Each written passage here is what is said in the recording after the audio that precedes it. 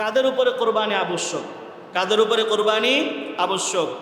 প্রাপ্তবয়স্ক সুস্থ মস্তিষ্ক সম্পন্ন ব্যক্তি 10 জিলহজ ফজর থেকে, অর্থাৎ যে সকালে যেই সকালে আমরা ঈদের নামাজ আদায় করব, তাই না? ওই যে সকালটা ফজর, ওখান থেকে শুরু করে নিয়ে 12 তারিখ পর্যন্ত, অর্থাৎ জিলহজের 12 তারিখ সন্ধ্যা পর্যন্ত, এই টাইমের মধ্যে, এই যে 3টা দিন যে সময় 10, 11, 12 তারিখ সন্ধ্যা পর্যন্ত, এই সময়ের মধ্যে কোনো ব্যক্তির কাছে যদি তার প্রয়োজন অতিরিক্ত নেশাবের সম্পদ থাকে, তাহলেই ওই ব্যক্তির উপরে কোরবানি আবশ্যক হয়ে যায়। এখানে প্রয়োজন অতিরিক্ত কেন বলেছি? প্রয়োজন অতিরিক্ত এজন্য বলছি যে আপনার জীবন পরিচালনার জন্য যে সমস্ত জিনিসের দরকার, সেগুলো বাদে আপনার অতিরিক্ত সম্পদ থাকতে পারে।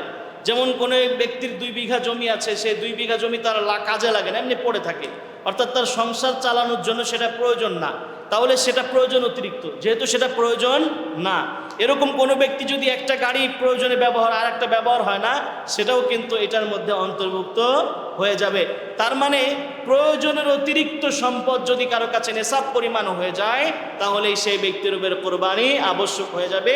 ওই 3 দিন, কোন 3 দিন? ঈদের যে 3 দিনগুলো থাকে, জিলহজের 10 তারিখ ফজর থেকে নিয়ে 12 তারিখ আসর পর্যন্ত, এই সময়ের মাঝে। তাহলে এই নেশাবটা কোনটা? আমরা তো সকলে জানি যে 7.5 ভরি সোনা অথবা 52.5 ভরি রূপা, এর যে সমমূল্য, এই সরাসরি এই সম্পদগুলো, অর্থাৎ 7.5 ভরি সোনাও থাকতে পারে, অথবা কারো কাছে যদি 52.5 ভরি রূপাও থাকে, অথবা এর সমপরিমাণ টাকাও থাকে, অথবা এই ব্যবসায়িক পণ্য যেগুলো আছে এগুলোও যদি থাকে, অথবা কারো ব্যাংকে ডিপোজিট করা আছে, জমা আছে, এরকম যদি থেকে থাকে এই মূল্য, এই পরিমাণ মূল্য, তাহলে তার উপরে কি হয়ে যাবে? কোরবানি আবশ্যক হয়ে যাবে। তার মানে বেশি টাকার প্রয়োজন নাই, মোটামুটি একটা অঙ্ক। 52.5 ভরি সোনা কিনতে, রূপা কিনতে কয় টাকা? বেশি লাগে না তো, তাই না? বর্তমান বাজারে 52.5 ভরি রূপা বেশি দাম না। ওরকম একটা হিসাব যদি আমাদের চলে আসে, তাহলে আমাদের উপরে কোরবানি কি হবে? আবশ্যক হয়ে যাবে। সাধারণত একটু মধ্যবিত্ত যারা, তাদের উপরে অনেকটা কোরবানি আবশ্যক হয়ে যায়, কারণ এই ঈদের দিনগুলোতে সাধারণত মানুষের কাছে টাকা পয়সা একটু হাতে আসে, তাই না? বিভিন্ন ব্যবসা বাণিজ্য, এদিক সেদিক চাকরি বাকরি দিয়ে বোনাস টোনাস দিয়ে চলে আসে। সুতরাং যদি নেশাব পরিমাণ সম্পদ হয়ে যায়, অবশ্যই আমাদেরকে কোরবানি আদায় করতে হবে। সম্মানিত হাজরিন, এরপর আসুন আমাদের একটা সামাজিক ভুলের কথা বলি, যেই মাসআলাটা আমাদের সবাই জানা জরুরি। সেটা হলো, আমরা 51ভুক্ত পরিবার আছি, 51ভুক্ত পরিবার, অর্থাৎ একসাথে আমরা অনেকে থাকি, একসাথে আমরা অনেক ভাইরা থেকে থাকি একটা পরিবারের মধ্যে। তো আমাদের একটা চিন্তা ভাবনা এরকম মাথার মধ্যে আছে যে আমরা মনে করি যে যেই বড় লোক হোক আর যাই হোক না কেন, আমরা যদি একসাথে আছি, এই জন্য পরিবারের পক্ষ থেকে একটা দিয়ে দিলেই মনে হয়ে যাবে, এরকম মনে করে থাকি। আসলে 51ভুক্ত পরিবার হন বা আলাদা হন, অর্থাৎ ভাই ব্রাদাররা একসাথে থাকেন অথবা আলাদা থাকেন, এক পরিবারে থাকেন বা আলাদা থাকেন, যদি প্রত্যেকে আলাদা আলাদা নেশাবের মালিক হন, এরকম সম্পদ থেকে থাকে, তাহলে প্রত্যেকের উপরে আলাদা আলাদাভাবেই কোরবানি আবশ্যক হবে। ভালোভাবে বুঝে নেন, এক পরিবারে ধরেন 5 ভাই আছে, 5 ভাই ইনকাম করে, মোটামুটি দেখা গেছে 3 ভাই স্বাবলম্বী এবং 3 ভাইয়ের কাছে ভালো টাকা পয়সা আছে, এক পরিবারেই থাকে, এক জায়গায় খরচ হয়, এক জায়গায় পাতিল আছে, মানে একভাবে রান্না বাড়া হয়, কিন্তু দেখা গেছে যে 3 ভাই নেশাব পরিমাণ সম্পদের মালিক হয়ে গেছে।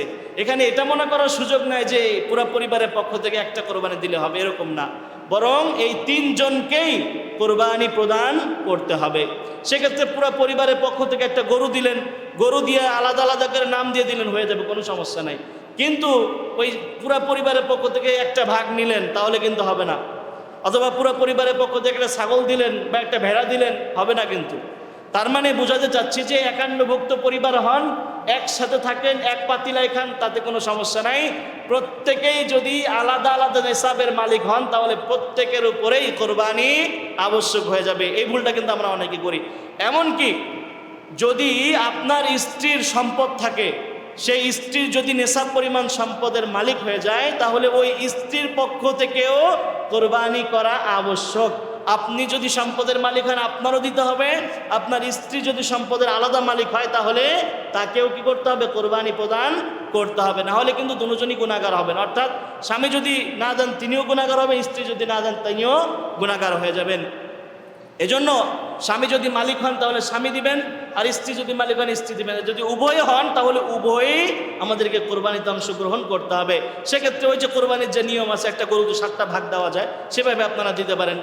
স্বামী স্ত্রী দুজনের জন্য 2টা ভাগ নিলেন, অথবা 3 ভাই আছেন 3 ভাইয়ের জন্য 3টা ভাগ নিলেন, অথবা ছাগল দিলেন 3 জনের জন্য 3টা ছাগল দিলেন, অথবা স্বামী স্ত্রী যদি ছাগল দেন তাহলে স্বামী একটা স্ত্রী একটা আলাদা আলাদা। এর মানে হলো প্রত্যেকটা ব্যক্তির যে আলাদা আলাদা সম্পদ, ওই সম্পদ যদি নেশাব পরিমাণ হয়ে যায় তাহলে প্রত্যেকটা ব্যক্তির উপরেই আলাদা আলাদা করে কোরবানি আবশ্যক হয়ে যাবে। বোঝা যাচ্ছে না ইনশাআল্লাহ মাসালা? বুঝতেছেন সবাই? ঠিক আছে, মনে রাখতে হবে কিন্তু এগুলো কিন্তু জরুরি আমাদের জন্য। সম্মানিত হাজরিন, আচ্ছা এই যে নেশাবের বিষয়টা আলোচনা করেছি, অর্থাৎ এই যে নেশাব আমরা বললাম, এই নেশাবটা কি জাকাতের মতো নেশাব হতে হবে কিনা, অর্থাৎ সারা বছর তার কাছে সমপরিমাণ টাকা থাকতে হবে কিনা? আসলে সারা বছর থাকা লাগবে না, বরং এই যে 3টা দিনের কথা বলেছি, কোরবানির ঈদের যে 3টা দিন থাকে, 10 জিলহজ, 11 জিলহজ এবং 12 জিলহজ, এই 3টা দিনই যদি আপনার কাছে নেশাব থাকে তাহলেই আপনার উপরে কোরবানি আবশ্যক হয়ে যাবে, সারা বছর আপনাকে অপেক্ষা করতে হবে না। সম্মানিত হাজরিন, কারো যদি নাবালেগ সন্তান থাকে তার উপরে কি কোরবানি আবশ্যক কিনা? নাবালেগ সন্তানের উপরে কোরবানি আবশ্যক হয় না। অর্থাৎ আপনার একটা নাবালেগ সন্তান আছে, ধরেন 7 বছর 8 বছর 5 বছর 6 বছরের বাচ্চা, তার উপর কোরবানি দিতে হবে না, তার উপর থেকে কোরবানি দেওয়া আবশ্যক নয়। তবে হ্যাঁ, কোনো বাবা যদি চান যে তার সন্তানের জন্য কোরবানি দিবেন, তাহলে তার পক্ষ থেকে সন্তানের জন্য কোরবানি, নফল কোরবানি দিয়ে দিতে পারেন, এতে কোনো সমস্যা নাই। তবে নাবালেগ বাচ্চার পক্ষ থেকে কোরবানি দেওয়া বাধ্যতামূলক না। সম্মানিত হাজরিন, যে সমস্ত ব্যক্তিরা মুসাফির তারাও কি কোরবানি দিবে? না। যে সমস্ত ব্যক্তিরা মুসাফির থাকবে, অর্থাৎ এই 3 দিন 48 মাইলের বা 72 কিলো দূরে, 78 কিলো দূরে যদি কোনো ব্যক্তি থাকে, এক কথা যদি মুসাফির অবস্থায় থাকে, ওই 3 দিনই যদি সে মুসাফির থাকে তাহলে তার উপরে কোরবানি আবশ্যক হবে না, বাধ্যতামূলক না। অর্থাৎ মুসাফিরের উপরে কোরবানি চলবে না। হ্যাঁ, ওই ব্যক্তি যদি আবার এই 3 দিনের মধ্যে মুকিম হয়ে যায়, অর্থাৎ বাড়িতে ফিরে আসে, মুসাফির না থাকে, তাহলে তাকে অবশ্যই কোরবানি আদায় করতে হবে। সম্মানিত হাজরিন, এবার আসুন, যে সমস্ত ব্যক্তিরা দরিদ্র, অর্থাৎ যাদের উপরে কোরবানি আবশ্যক হয় নাই, তারা যদি কোরবানি দিতে চায় দিতে পারবে কিনা? অবশ্যই। কোনো ব্যক্তির নেশাব পরিমাণ মালের মালিক না, সম্পদের মালিক না, অর্থাৎ তার নেশাব হয় নাই, কিন্তু সামান্য কিছু টাকা পয়সা হয়েছে, তার খুব মনে চাচ্ছে একটা কোরবানি দিতে অথবা কোনো একটা গরুতে ভাগ নিতে, তাহলে ইচ্ছা করলে তিনি সেটা অংশগ্রহণ করতে পারবেন, এতে কোনো সমস্যা হবে না, বরং দেওয়াটাই উত্তম, কারণ এর মধ্যে অনেক সওয়াব রয়েছে। কিন্তু কোনো ব্যক্তি গরিব মানুষ, তার উপরে তো কোরবানি আবশ্যক না, এখন যদি সে নিয়ত করে ফেলে যে আমি কোরবানি দিব, তাহলে কিন্তু আবশ্যক হয়ে যাবে। কেন? কারণ আপনার উপর আবশ্যক ছিল না, আপনি নিয়ত করে কি করছেন? ওই জিনিসটা আবশ্যক করে নিছেন। যেমন আমরা যদি 2 রাকাত নফল নামাজ না পড়লাম, নফল নামাজ না পড়লে গুনাহ হবে না, কিন্তু কোনো ব্যক্তি যদি নিয়ত করে ফেলে যে এখন আমি 2 রাকাত নফল নামাজ পড়বো, তাহলে কিন্তু তার উপরে সেটা ওয়াজিব হয়ে যায়, ওই সময় তাকে ওটা আদায় করতে হয়, না হলে পরে আদায় করে নিতে হয়। ঠিক তদ্রুপভাবে আপনার কোরবানির সামর্থ্য নাই, কিন্তু আপনি ইচ্ছা করে এমনি যেভাবে ম্যানেজ টেনেজ করে হাওলাত টাওলাত করে কোরবানি ম্যানেজ ব্যবস্থা করলেন, নিয়ত করলেন, আপনার উপর কোরবানি আবশ্যক হয়ে যাবে, এখন আপনাকে কোরবানি আদায় করতে হবে। সম্মানিত হাজরিন, কোরবানির সময়টা কখন থেকে শুরু হয় এবং কখন শেষ হয়? দেখুন, কোরবানির যে সময়, অর্থাৎ আমরা কখন কোরবানি করতে পারবো, যখন আমাদের এলাকায়, যে এলাকায় কোরবানিটা হচ্ছে, আমরা যে এলাকায় পশুটাকে জবাই করব, ওই এলাকার মধ্যে যেই ঈদগাহে নামাজ হচ্ছে বা মসজিদে যদি ঈদের নামাজ হয় কোনো কারণে, যে ঈদের নামাজ যেটা হচ্ছে, ঈদের নামাজের আগে পশু কোরবানি করা যাবে না। ঈদের নামাজের আগে পশু কোরবানি করলে আল্লাহ রসুল বলেছেন ওইটা কোরবানির মধ্যে অন্তর্ভুক্ত থাকে না, ওইটা সাধারণ গোস্তের মতো হয়ে যায়, অর্থাৎ সাধারণভাবে গোস্ত খেতে পারবেন কিন্তু ওটা কোরবানি হবে না। তাহলে কোরবানি আমরা কখন আদায় করব?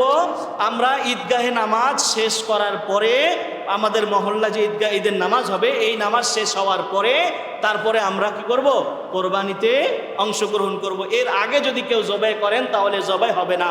এখন কথা হলো, কোনো কারণে আমি প্রথম দিন কোরবানি দিতে পারি নাই, তাহলে কি দ্বিতীয় দিন দেওয়ার সুযোগ আছে? হ্যাঁ আছে, দ্বিতীয় দিন আপনি দিতে পারবেন। প্রথম দিন দিতে পারেন নাই, দ্বিতীয় দিন দিতে পারবেন। দ্বিতীয় দিনও যদি না পারেন তাহলে তৃতীয় দিনও মাগরিবের আগ পর্যন্ত যে সময়টা আছে সেই দিন হলেও আপনি কোরবানি আদায় করতে পারবেন। তার মানে কোরবানি শুরু হলো নামাজ, ঈদের নামাজ শেষ হওয়ার পর থেকে নিয়ে কখন পর্যন্ত? প্রথম দিন দিবেন, যদি না পারেন দ্বিতীয় দিন দিবেন, যদি তাও না পারেন তৃতীয় দিন মাগরিবের আগ পর্যন্তও আমাদের কোরবানি দেওয়ার সুযোগ রয়েছে। এরপরে গেলে কিন্তু আর কোরবানি দেওয়ার সুযোগ থাকবে না। সম্মানিত হাজরিন, অনেক সময় এমন হতে পারে যে আমাদের রাতে কোরবানি করার প্রয়োজন পড়তে পারে, যেমন ঢাকা শহর বা বিভিন্ন শহরে অনেক সময় হুজুর পাওয়া যায় না, অথবা অনেক সময় দেখা গেছে যে যাদেরকে দিয়ে কাটাকুটি করবে, অর্থাৎ যে কসাইরা থাকে, কসাই পাওয়া যাচ্ছে না। অনেক ক্ষেত্রে এরকম হতে পারে যে রাতে কোরবানি করার প্রয়োজন পড়তে পারে, রাতে অর্থাৎ সন্ধ্যার পরে আপনার কোরবানি করার প্রয়োজন পড়তে পারে। তাহলে এই যে দুইটা রাতের কথা বললাম, অর্থাৎ ঈদের দিন রাতে, পরের দিন রাতে, এই দুনো রাতেও আপনি কোরবানি করতে পারেন। তবে অবশ্যই আমাদেরকে আলো জানি থাকে, অর্থাৎ পশুটার জন্য কোনো ক্ষতি বা কষ্ট না হয় সেদিকে আমাদেরকে লক্ষ্য রাখতে হবে। পর্যাপ্ত আলো যদি থাকে তাহলে আমরা ইচ্ছা করলে রাতের বেলাও কোরবানি করতে পারি। তবে উত্তম হচ্ছে প্রথম দিন সকাল সকাল বা প্রথম অবস্থাতে কোরবানি করে ফেলা। এরপরে সুযোগ না হলে তো ইসলামী অপশন আছে, আস্তে আস্তে আপনাকে সময় দেওয়া হয়েছে। সুতরাং রাতেও যদি কারো কোরবানি করার প্রয়োজন পড়ে তাহলে আমরা কোরবানি আদায় করতে পারবো। সম্মানিত হাজরিন, কোনো ব্যক্তি যদি কোরবানির দিনগুলোতে কোরবানি আদায় করতে না পারেন, অর্থাৎ একজন ব্যক্তির উপরে কোরবানি আবশ্যক হয়েছে, তাহলে সেই ব্যক্তি যদি কোনো কারণে কোরবানি করতে পারেন নাই, হতে পারে যে পশুর ম্যানেজ হয় নাই, এরকম হতে পারে, অসম্ভবের কিছু না, যে ছাগল বা গরু কিনতে চাইছিল কোনোভাবে ম্যানেজ করতে পারে নাই, বিভিন্ন সমস্যা দেখা দিতে পারে। সেক্ষেত্রে কি করণীয়? সেক্ষেত্রে কোরবানির যে সময়টা আছে এই সময়টা যদি অতিবাহিত হয়ে যায়, অর্থাৎ কোনো ব্যক্তি কোরবানির পশু কেনার চেষ্টা করেছে বা কোনো কারণে করতে পারে নাই, তাহলে কোরবানির উপযুক্ত একটা ছাগল এই 3 দিন পরে গিয়ে কোরবানির উপযুক্ত একটা ছাগল আর রাস্তায় সাদকা করে দিতে হবে। অর্থাৎ কোনো ব্যক্তি কোরবানি করতে পারে নাই, তাহলে কোরবানির যে সময় আছে অতিবাহিত হয়ে যাওয়ার পরে আল্লাহর রাস্তায় একটা ছাগল সাদকা করে তাকে দিতে হবে। যদি কোনো ব্যক্তি একটা পশু ক্রয় করেছে কিন্তু কোনো কারণে জবাই দেওয়ার সুযোগ হয় নাই, তাহলেও তাকে ওই পশুটা ধরেই সৎকা করে দিতে হবে, ওইটাকে আর নিজে ভক্ষণ করতে বা নিজে ব্যবহার করতে পারবে না। সম্মানিত হাজরিন, এখন কথা হচ্ছে যে আমরা কোরবানির পশু যে কিনবো, কোন কোন পশুগুলোতে আমরা কোরবানি দিতে পারবো? সব পশু কি কোরবানি দেওয়া যায়? বা পাখি বা এই সমস্ত জিনিসের মধ্যে যেটা মনে চায় সেটাকে আমরা কোরবানি দিতে পারবো কিনা? কোরবানি দেওয়ার জন্য নির্দিষ্ট কিছু পশু আছে, ওই পশুগুলোতে কোরবানি দিতে হবে, অন্য কোনো পশুতে কোরবানি চলবে না। যেমন আমরা যদি কোরবানি দিতে চাই তাহলে উটের মধ্যে কোরবানি দিতে পারি, উট কোরবানি করতে পারি, যেটা সাধারণত আমাদের দেশে ভাবে অ্যাভেলেবেল না, 2-4টা হয়তো বা 10টা পাওয়া যায় গাবতলিতে। বাকি আরবিয়ান যে সমস্ত এলাকা সেখানে তো উটেরই সাধারণত কোরবানি করা হয়ে থাকে। তো উট কোরবানি দেওয়া যেতে পারে, উট কোরবানি দেওয়া জায়েজ রয়েছে।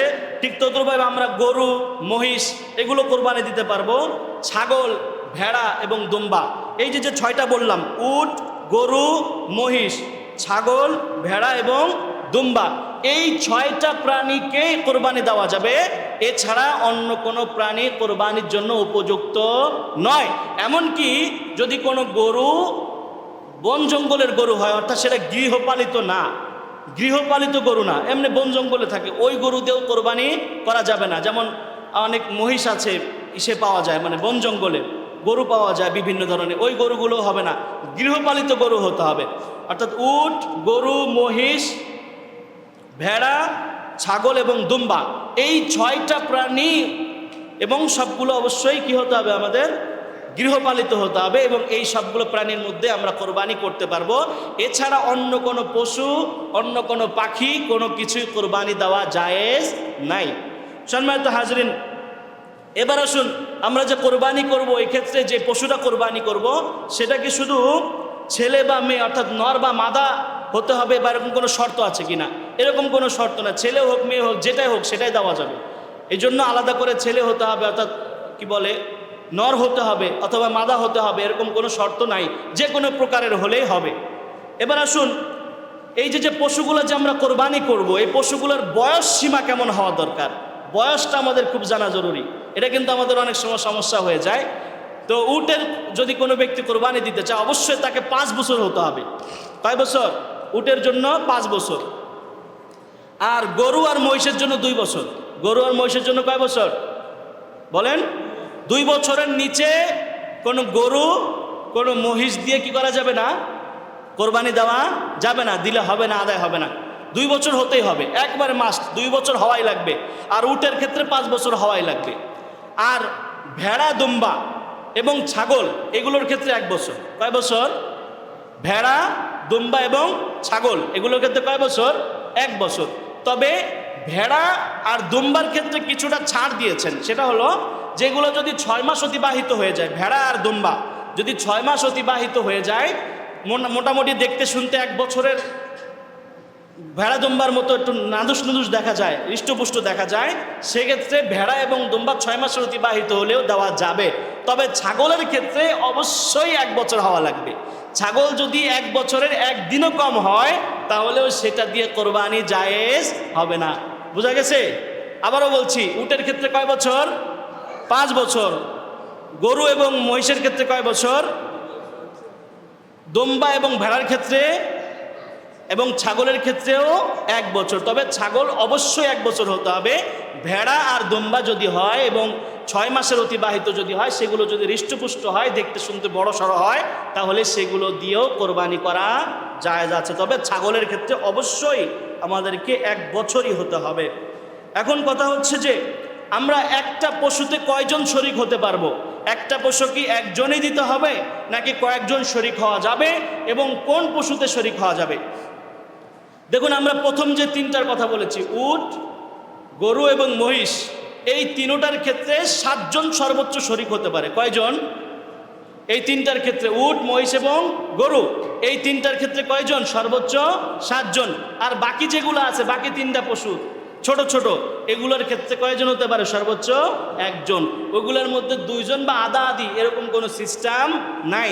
এই 7টার মধ্যে সর্বোচ্চ 7টা ভাগই হবে। এই 3টার মধ্যে, এই যে উট এবং মহিষ আর হলো গরু, এই 3টার মধ্যে 7টা ভাগ সর্বোচ্চ। কয়টা? 7টা। এর মধ্যে আবার কেউ আধা ভাগ নিতে পারবেন না। আধা ভাগ বুঝেন? অর্থাৎ কেউ 1.5টা নিল, আরেকজন 1.5টা নিল, এরকম হবে না। আপনাকে অবশ্যই ভাগ নিলে পরিপূর্ণ ভাগ নিতে হবে। বুঝা গেছে? কি করতে হবে? পরিপূর্ণ ভাগ। অর্থাৎ আপনি যে 7টা ভাগ 7 জনে নিলেন, ওর মধ্যে আবার ওই 7 জনের মধ্যে আবার 2 জন একসাথে বলে যে তুমি অর্ধেক না আমি অর্ধেক নেই, তাহলে কি 7 ভাগ থাকলো নাকি বেশি হয়ে গেল? বেশি অংশগ্রহণ হলো। এরকম হলেও কি হবে না? জায়েজ হবে না। একটা গরুতে সর্বোচ্চ 7টা ভাগ নেওয়া যায়। তবে উচিত হচ্ছে আমরা যদি সম্ভব হয় একজন দিয়ে দেওয়া। যদি সেটা সম্ভব না হয় 2 জন 4 জন আপনারা শরিক অংশগ্রহণ করতে পারেন। তবে শরিকানা যাচাই বাছাইয়ের ক্ষেত্রে অবশ্যই আমাদেরকে সতর্কতা অবলম্বন করতে হবে। কারণ কোনো ব্যক্তি যদি কোরবানির নিয়ত ছাড়া অন্য কোনো নিয়তে এর মধ্যে শরিকানা হয়, অংশগ্রহণ করে, তাহলে বাকি সমস্ত ব্যক্তির কোরবানি বাতিল হয়ে যাওয়ার সম্ভাবনা রয়েছে। এবং উলামায়ে কেরাম বলেছেন, যদি কোনো ব্যক্তির নিয়তের মধ্যে গলদ থাকে তাহলে বাকি সবার কোরবানি বাতিল হয়ে যাবে। সুতরাং শরিক নির্বাচনের ক্ষেত্রে আমাদেরকে সতর্কতা অবলম্বন করতে হবে। আর এই যে কোরবানি দিচ্ছে, এর মধ্যে মাস্ট একটা আমাদেরকে বিষয় লক্ষ্য রাখতে হবে, সেটা হলো অবশ্যই অবশ্যই যাতে করে কোরবানির যে পশুটা আছে, আমি যেটা ক্রয় করছি, এটা জানি 100% হালাল ইনকামের টাকা হয়। যদি হালাল না হয় তাহলে তো আপনার কোরবানি তো গেছেই, আপনার সাথে যারা শরিকানা অংশগ্রহণ করবে তাদেরটাও কি হয়ে যাবে? বরবাদ হয়ে যাবে বলে ওলামায়ে কেরাম ফতোয়া দিয়েছেন। সুতরাং আমরা শরিক যদি নির্বাচন করতে চাই তাহলে আমাদেরকে অনেক অনেক বেশি পরিমাণে সতর্কতা অবলম্বন করতে হবে। সবচেয়ে উত্তম হয় আমি একটা ছাগল বা বকরি, যা আমার দ্বারা সামর্থ্য সেভাবে দেওয়া, শরিকানা থেকে কম দেওয়ার চেষ্টা করা। একান্ত প্রয়োজনের শরিকানাও দেওয়া জায়েজ রয়েছে, তবে অবশ্যই শরিক যাচাইয়ের ক্ষেত্রে আমাদেরকে সতর্কতা অবলম্বন করতে হবে। সম্মানিত হাজরিন, শুধুমাত্র উট, মহিষ এবং গরু এই 3টাতেই শরিক চলবে, বাকি 3টাতে কোনো শরিক চলবে না। এবার আসুন, আমরা কোরবানির ক্ষেত্রে যেই অনেকে যেই গুরুত্বপূর্ণ যে মাসআলাটা আমাদেরকে জিজ্ঞাসা বেশি করে থাকেন, সেটা হলো যে আমার বাবা বা আমরা পরিবারের পক্ষ থেকে আকিকা দিতে পারে নাই, আমি কি কোরবানির পশুর সাথে আকিকা দিতে পারবো কি না? এটি একটি বহুত ইখতিলাফপূর্ণ মাসআলা। তবে উৎকৃষ্ট মত যেটা, সেটা হলো যে কোরবানির সাথে কেউ যদি, কোনো ব্যক্তি যদি আকিকা দিতে চায় তাহলে তার জন্য সেটা জায়েজ আছে। তবে আকিকার ক্ষেত্রে তো উত্তম পদ্ধতি আছে, সেটা হলো যে আকিকা সন্তানের জন্য 7 দিনের মাথায় দেওয়া, যদি সম্ভব না হয় 14 দিন, সম্ভব না হলে 21 দিন, আর যদি সেটা সম্ভব না হয় তাহলে যে কোনো সময় আকিকা দেওয়া যায়। এমনকি কোনো ব্যক্তি যদি চায় যে আমি কোরবানির যে পশু আছে এই পশুর সাথে আকিকা দিতে চাচ্ছি, আলাদা করে ভাগ নিতে চাচ্ছি, সেক্ষেত্রে ছেলের জন্য 2টা ভাগ, মেয়ের জন্য 1টা ভাগ আমি অংশগ্রহণ করতে পারি। অবশ্যই কোরবানিটা কিন্তু প্রাধান্য দিতে হবে। অনেকের মধ্যে এই চিন্তা ভাবনা আছে যে আমার তো আকিকা দেওয়া হয় নাই, আমার তো কোরবানি দিলে হবে না। আসলে বিষয়টা সঠিক নয়। আপনার আকিকা দেওয়া হয় না, আপনি সুযোগ বুঝে দিয়ে দিন, কিন্তু আপনার উপরে যদি কোরবানি আবশ্যক হয়ে থাকে অবশ্যই আগে কোরবানি আপনাকে আদায় করতে হবে। তবে হ্যাঁ, কোনো ব্যক্তি যদি চায় যে কোরবানির সাথে সাথে একই পশুতে আকিকা দিতে, তাহলেও তিনি পারবেন, তার জন্য জায়েজ রয়েছে। সম্মানিত হাজরিন, আর একটা মাসআলা দিয়ে আজকে শেষ করে দিচ্ছি এবং আগামীতে আরও মাসআলা ইনশাআল্লাহ আলোচনা করব। একটা মাসআলা আমাদের জরুরি, সেটা বলেই দেই। সেটা হলো যে আমরা একটু আগেই বলেছি, কোরবানির যে পশুটা আমরা ক্রয় করব অবশ্যই সেটা আমাদের হালাল টাকায় হতে হবে। ঠিক নিজেরটা যেমন হালাল হতে হবে, আমি যদি কাউকে অংশীদার নেই, কারোর সাথে শরিক হই, তাহলেও দেখতে হবে যে সেই ব্যক্তি আমাকে হালাল টাকা দিয়ে অংশগ্রহণ করছেন কি না। যদি হালাল টাকা দিয়ে অংশগ্রহণ না করেন, তাহলে আপনার কোরবানি যদিও আপনার পয়সা হালাল, আপনার টাকা হালাল, কিন্তু তার টাকা হারাম হওয়ার কারণে আপনার কোরবানি বাতিল হয়ে যাবে বলেই ওলামায়ে কেরাম মতামত ব্যক্ত করেছেন। সুতরাং অবশ্য শরিকানা নির্বাচনের ক্ষেত্রে আমরা লক্ষ্য রাখবো। আর পশু ক্রয়ের ক্ষেত্রে আমাদের একটা বিষয় লক্ষণীয়, সেটি হলো আমরা যেই পশুটা দেখতে শুনতে ভালো হবে, উৎকৃষ্ট মানের হবে, দেখতে শুনতে একটু নাদুস নুদুস হবে, সেই পশুটাকে কোরবানি করার এবং ক্রয় করার চেষ্টা করব। যাতে করে একেবারে জীর্ণ শীর্ণ বা একেবারে দেখতে শুনতে ভালো না এমন পশু নয়। কারণ এই কোরবানিটা শুধুমাত্র পশু কোরবানি নয়, এই কোরবানিটা হচ্ছে আমার মনের যেই মনটা যা আছে এটাকে কোরবানি করা আল্লাহ তাআলা সন্তুষ্টির জন্য। এই জন্য আমরা পশু ক্রয়ের ক্ষেত্রে যত সম্ভব একটু ভালো পশু ক্রয় করার চেষ্টা করব। যে মাসআলাগুলো আলোচনা করেছি, সামনে আরও ইনশাআল্লাহ মাসআলা আগামী জুম্মায় আলোচনা করব। এইগুলো আল্লাহ তাআলা আমাদের সবাইকে বুঝে আমলগুলো করার মতো তৌফিক দান করুন। সকলে পড়ি আমিন। ওয়া আখিরু দাওয়ানা আলহামদুলিল্লাহি রাব্বিল আলামিন।